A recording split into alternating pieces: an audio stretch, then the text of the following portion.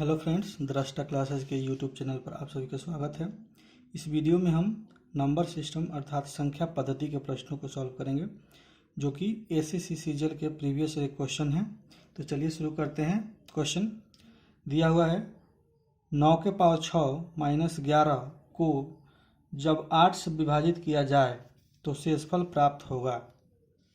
अच्छा देखिए, इसको कैसे लिख सकते हैं।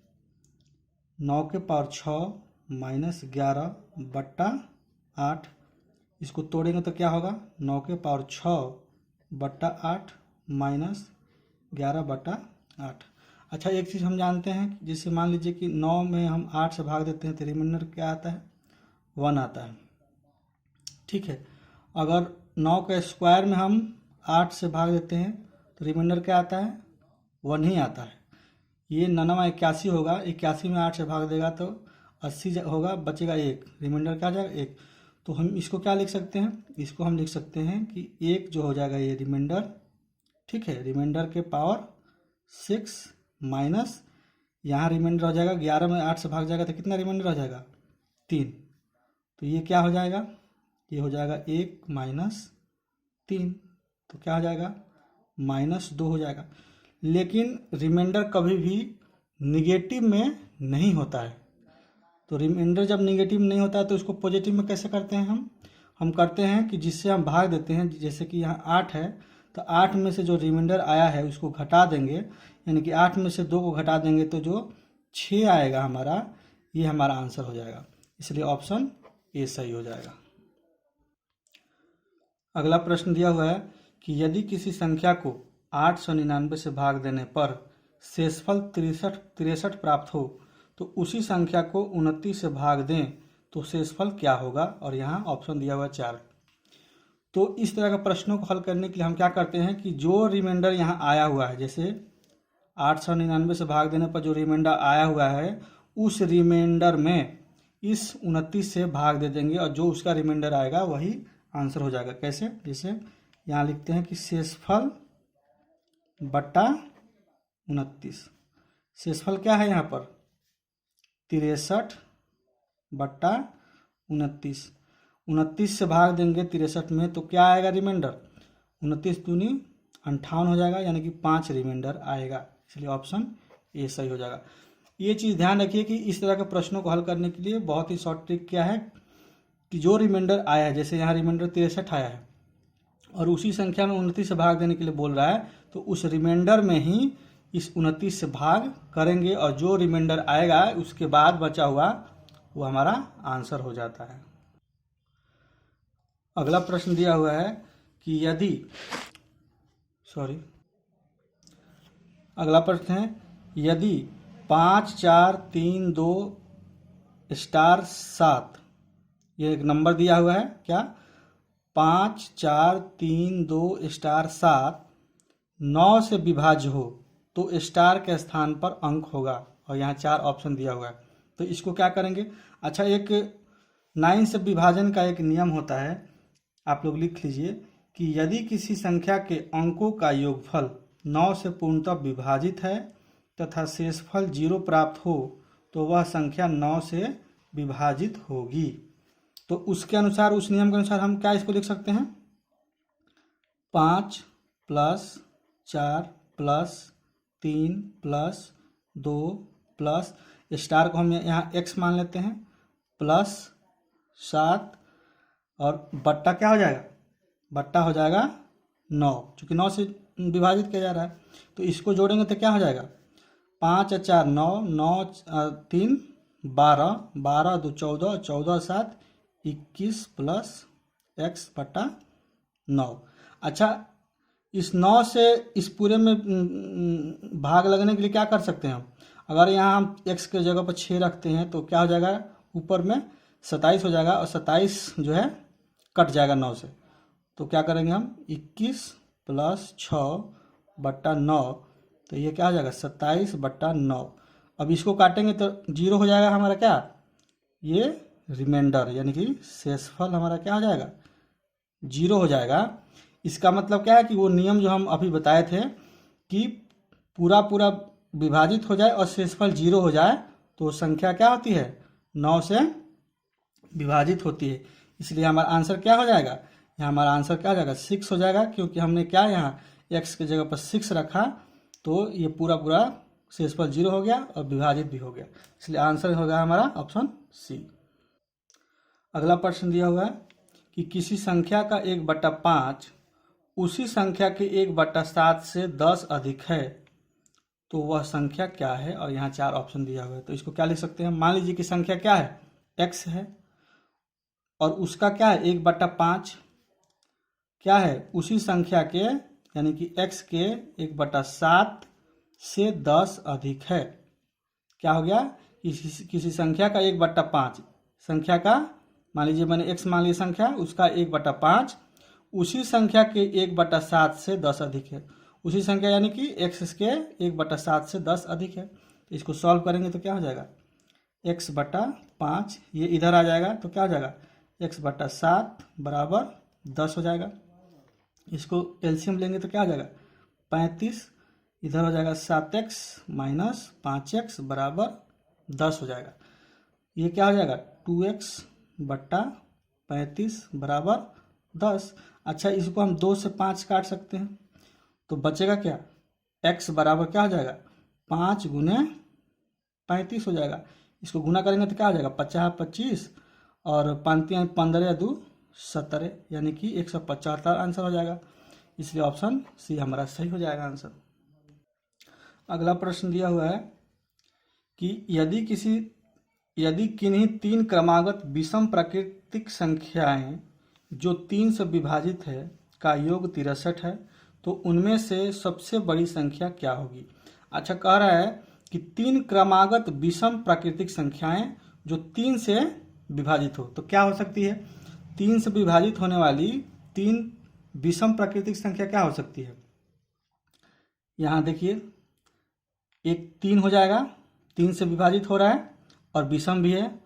उसके बाद क्या हो जाएगा 9 हो जाएगा, ठीक है, ये 3 से विभाजित है, ठीक है, और प्राकृतिक भी है। यहाँ क्या हो जाएगा 15, 3 से विभाजित है और विषम भी है। अच्छा, यहाँ 6 क्यों नहीं होगा और यहाँ 12 क्यों नहीं होगा। एक चीज़ देखिए, अगर हम देखें 3 से विभाजित होने वाली 3 6 9 12 15 है, 3 से विभाजित तीनों हैं, सभी हैं, लेकिन इसमें 3 से विभाजित तो है लेकिन विषम नहीं है, क्योंकि देखिए यहाँ क्या है 6 क्या है सम है, यहाँ 12 क्या है सम है, और ये क्वेश्चन में पूछ क्या रहा है कि क्रमागत विषम प्राकृतिक संख्या। तो क्रमागत विषम प्राकृतिक संख्या क्या होगा 3 9 12, बीच में क्या है 6 और 12 है जो कि सम है। ये तो है क्या बोलते हैं क्रमागत ही है प्राकृतिक संख्या, लेकिन ये विषम नहीं है, ये क्या है सम है। तो इसलिए हम क्या बोलेंगे कि ये 3 है, एक दूसरा क्या है 9 है, ये नहीं होगा, ये नहीं होगा।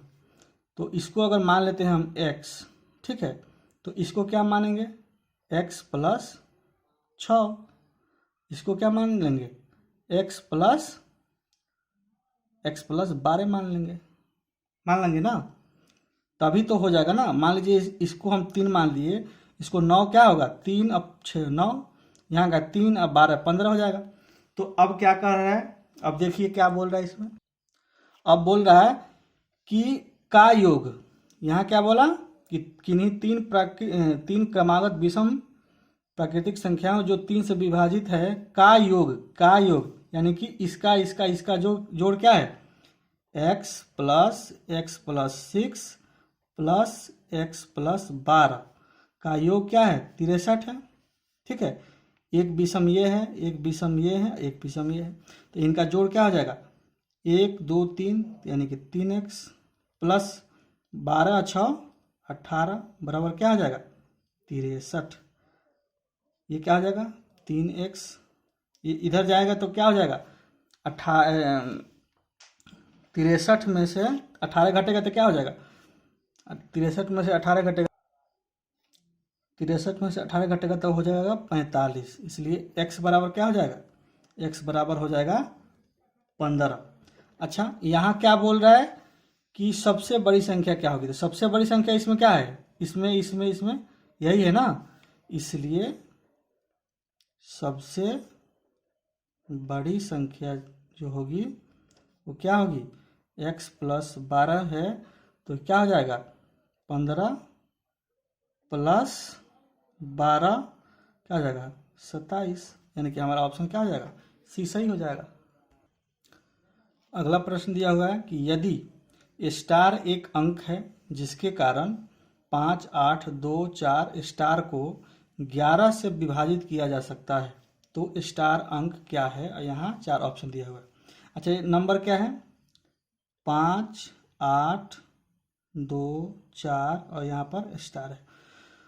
11 से विभाजित किया जाना है तो एक 11 से विभाजित करने के लिए नियम होता है कि सम स्थान के अंकों का योग और विषम स्थान के अंकों का योग अगर दोनों बराबर हो जाए तो 11 से विभाजित होगा, या सम स्थान के अंकों का योग और विषम स्थान के अंकों का योग दोनों को घटाने के पर 0 हो जाए, या फिर तीसरा होता है कि सम स्थान के अंकों का योग और विषम स्थान के अंकों का योग को घटाने के बाद जो नंबर आए वो 11 का गुणक होना चाहिए, तो वो संख्या 11 से विभाजित हो जाती है। तो ये देखिए, ये क्या है, सम कौन है, ये विषम स्थान है 5, 2 और यहाँ स्टार। सम स्थान कौन सा है 8 और 4। ये देखिए 5, उसके बाद 2, उसके बाद स्टार, ये क्या है विषम स्थान है, और सम स्थान क्या है 8 और 4।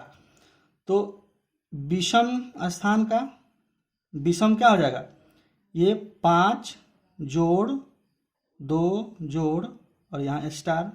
सम क्या हो जाएगा, सम 8 जोड़ 4, तो ये जोड़ देंगे तो क्या हो जाएगा 12। इसको जोड़ेंगे तो क्या हो जाएगा 5 और 2 7। स्टार की जगह पर हम क्या रखेंगे कि 12 हो जाएगा, स्टार की जगह पर हम क्या रखेंगे कि 12 हो जाएगा। जब 12 हो जाएगा तो सम स्थान के अंकों का योग 12 हो जाएगा और ये भी 12 हो जाएगा, तब क्या हो जाएगा वो 11 से विभाजित हो जाएगा। तो अगर हम यहाँ 5 रख देते हैं, स्टार की जगह पर अगर 5 रख देते हैं तो 5 2 7 और 5 12 हो जाएगा, यानी कि विषम स्थान और सम स्थान के अंकों का योग जो है दोनों 12 12 हो गया, इसलिए क्या हो गया 11 से विभाजित हो जाएगा, इसलिए ऑप्शन सी सही हो जाएगा। मतलब 11 से विभाजित होने का ये नियम होता है। इसमें 3 चीज होते हैं कि विषम संख्या के अंकों का योग और विषम स्थान के अंकों का योग और सम स्थान के अंकों का योग या तो बराबर होना चाहिए या फिर उनका अंतर जो है 0 होना चाहिए, या जो अंतर आएगा वो 11 का गुणक होना चाहिए। बस इतना ही। अगला प्रश्न दिया हुआ है 1 जोड़ 1/2 जोड़ 1/4 जोड़ 1/14 जोड़ 1/28 बराबर है। यहाँ 4 ऑप्शन दिया हुआ है कि किसके बराबर है, तो इसको हम क्या करेंगे, सबका एलसीएम ले लेंगे। तो एलसीएम लेंगे तो क्या हो जाएगा 28, यहाँ कुछ नहीं है तो नीचे 1 है तो क्या हो जाएगा 28 प्लस ये 2 से जाएगा 14, तो 14 प्लस ये क्या हो जाएगा 7 मरतबे जाएगा तो क्या हो जाएगा 7, ये क्या हो जाएगा 14 दूनी 28 2 और ये क्या हो जाएगा 1। अब इसको जोड़ेंगे तो क्या हो जाएगा, जोड़ने के बाद ये 56 आएगा, तो 56/28 ये कितना बार में कटेगा 2 बार में, तो आंसर हमारा क्या हो जाएगा, आंसर हमारा 2 हो जाएगा, यानी ऑप्शन ए सही आंसर हो जाएगा हमारा। अगला प्रश्न दिया हुआ है 264 के होल पावर 102 प्लस 264 के होल पावर 103 में इकाई का अंक क्या है, यहाँ 4 ऑप्शन दिया हुआ है।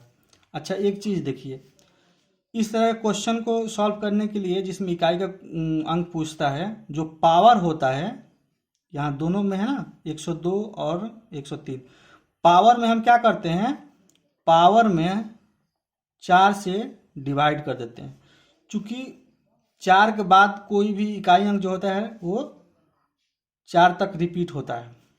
तो मतलब ये जान लीजिए कि इस तरह क्वेश्चन को हल करने के लिए पावर में 4 से डिवाइड कर देते हैं ताकि वो इकाई अंक रिपीट उसके बाद होने लगता है। तो इसको क्या लिख सकते हैं, 264 के होल पावर 4 से डिवाइड करेंगे तो क्या हो जाएगा 100 तक कटेगा, बचेगा क्या 2, इसको करेंगे 264, 4 से डिवाइड करेंगे तो 25 बार कटेगा ना, 25 चौके 100, बचेगा क्या 3। अच्छा एक देखिए इकाई अंक क्या है, यहाँ पर 4 है और यहाँ भी 4 है। तो अगर सिर्फ इकाई अंक ही पूछ रहा है तो 4 का स्क्वायर करेंगे तो क्या हो जाएगा 16, और यहाँ क्या करेंगे 4 का स्क्वायर, यहाँ भी 16 हो जाएगा। तो यहाँ देखिए इकाई का अंक क्या है, यहाँ इकाई का अंक क्या दिया हुआ है। अच्छा एक चीज़ यहाँ गलत हो गया, यहाँ पर इकाई का अंक 4 है, 4 का क्यूब करेंगे तो 64 हो जाता है, यहाँ पर गलती हो गया। यहाँ इकाई का अंक 4 है, इसका क्यूब करेंगे 64 हो जाएगा। यहाँ इकाई 4 है, इसका स्क्वायर करेंगे तो 16 हो जाएगा। फिर इसमें देखेंगे 16 में कि इकाई अंक क्या है, इकाई अंक 6 है, और इसमें इकाई अंक क्या है 64 में, इकाई अंक क्या है यही 4 है। अब दोनों को जोड़ देंगे तो क्या हो जाएगा, ये दोनों को जोड़ 10 हो जाएगा। फिर इसमें देखेंगे कि इकाई अंक क्या है, तो इकाई अंक हमारा क्या है 0 है, यही है ना, इकाई अंक हमारा क्या है 0 है, इसलिए ऑप्शन ये सही हो जाएगा। इस तरह का प्रश्नों को हल करने के लिए सबसे आसान तरीका यही है कि पावर में 4 से डिवाइड कर दीजिए, उसके बाद जो रिमाइंडर पावर का बचेगा फिर उसमें से इकाई अंक का स्क्वायर कर लीजिए, फिर उसमें जो आएगा गुना स्क्वायर करके उसका इकाई अंक देखिए, दोनों को इकाई अंक को जोड़ दीजिए। फिर कोई 2 डिजिट का नंबर आता है तो फिर क्या करेंगे इकाई अंक उसका ले लेंगे। यहाँ मैंने लिख दिया है तो ये अजीब सा हो गया देखने में, यहाँ 10 था तो यही होगा इकाई अंक। यहाँ थोड़ा देखने में समझ नहीं आ रहा। अगला प्रश्न दिया हुआ है कि यदि 85 मीटर लंबाई की छड़ को 2 भागों में विभाजित किया जाता है, ठीक है, यदि छड़ का एक भाग दूसरे भाग का 2/3 है तो बड़ा भाग क्या है। यहाँ ऑप्शन दिया हुआ है 4। अच्छा एक चीज़ देखिए, अगर मैं 2 भाग में विभाजित करने के बोल रहा है तो मैं एक भाग को क्या मान लेता हूँ, माना एक भाग क्या हो जाएगा x है, तो दूसरा भाग क्या हो जाएगा, दूसरा 85 माइनस एक्स। चूंकि 85 को ही 2 भागों में बांटा जा रहा था, एक को x माना तो दूसरा क्या हो जाएगा 85 माइनस एक्स हो जाएगा। अच्छा अब इसको क्या करेंगे, यहाँ क्या है मीटर में है, यहाँ मीटर में लिख लीजिए। अच्छा इसको क्या लिख सकते हैं, अब क्वेश्चन आगे देखिए, विभाजित करने के बाद क्या बोल रहा है, यदि छड़ का एक भाग यानी कि x, ठीक है, दूसरा भाग क्या है 85 माइनस एक्स, दूसरे भाग का 2/3 है, ठीक है, इसको यहाँ इक्वल लिख देंगे। अब फिर देखिए एक छड़ का एक भाग ये क्या हो गया x, दूसरे भाग का 2/3 है, यानी कि दूसरा भाग क्या है 85 में से 85 माइनस एक्स का 2/3 है पहला। तो इसको सॉल्व करेंगे तो क्या हो जाएगा, तीसरा तीसरी गुना होगा तो क्या होगा, 3x, ये क्या हो जाएगा 85 में 2 से गुना करेंगे क्या हो जाएगा 170 माइनस 2x, ये इधर जाएगा तो क्या हो जाएगा 5x हो जाएगा बराबर 170। अब x बराबर क्या हो जाएगा 170/5 हो जाएगा, तो ये कट के क्या हो जाएगा यहाँ पर आ जाएगा 34, ठीक है। अब कह रहा है कि बड़ा भाग, एक आ गया 34, ठीक है, ये एक भाग है तो दूसरा भाग क्या है, ये वाला एक भाग हो गया ना, तो दूसरा भाग क्या हो जाएगा 85 में से x घट रहा है यहाँ पर, तो क्या हो जाएगा 85 माइनस 34 हो जाएगा, तो क्या हो जाएगा यहाँ पर 51 हो जाएगा, यानी 51 मीटर हमारा ये हो जाएगा। इससे ये बड़ा है ना 51, इसलिए ये आंसर हो जाएगा। अच्छा एक दूसरा तरीका ये भी है, ये ट्रेडिशनल तरीका है जो हर किसी को आसानी से समझ में आ जाता है। दूसरा तरीका है शॉर्टकट मेथड, कि मान लीजिए कि ये 85 मीटर लंबा छड़ है, ठीक है, ये बोल रहा है कि 2/3 भाग, यानी कि इसमें रेशियो बता दिया गया है कि ये 2:3 में क्या हो रहा है विभक्त हो रहा है, यानी विभाजित हो रहा है। तो यूनिट मेथड से हम क्या करेंगे कि दोनों को जोड़ देंगे तो क्या हो जाएगा 5 यूनिट, और 5 यूनिट कितना के बराबर है 85 मीटर के बराबर है, तो 1 यूनिट क्या हो जाएगा, 1 यूनिट भाग दे देंगे 85 से तो क्या हो जाएगा, 85 में 5 से भाग देंगे क्या हो जाएगा 17 हो जाएगा, ठीक है। तो 1 यूनिट तो 17 हो गया। तो बड़ा पूछ रहा है तो 3 यूनिट निकाल देंगे। तो 3 यूनिट के क्या हो जाएगा, 17 गुने 3 बराबर क्या हो जाएगा, 17 × 51 मीटर। ये हमारा आंसर हो जाएगा। ये भी एक शॉर्ट तरीका है। अगला प्रश्न है कि एक टैंक का 1/4 भाग 135 लीटर पानी धारण करता है। यदि टैंक में 180 लीटर पानी हो तो टैंक का कितना भाग भरा हुआ है। क्या बोल रहा है कि टैंक का 1/4 यानी कि 1/4 भाग कितना है, 135 लीटर। ठीक है, तो टैंक का क्षमता पूरा क्या हो जाएगा, टैंक का पूरा क्षमता क्या हो जाएगा, 135 गुने 4 बराबर क्या हो जाएगा, 540। 5 के 20, 0, 4 12 और 2 14 और 5 4 और 1 5, इतना हो जाएगा लीटर। ठीक है, अब कह रहा है आगे कि यदि टैंक में 180 लीटर पानी हो तो टैंक का कितना भाग भरा हुआ है। ठीक है, तो भाग निकालना है। तो 180 लीटर पानी है और कितना टोटल क्षमता है, 540। ठीक है, तो 180 बटा 540 कर देंगे तो ये क्या हो जाएगा, 38 कट जाएगा, यानी कि 1/3 भाग जो है भरा हुआ है। इसलिए ऑप्शन सी आंसर सही हो जाएगा हमारा।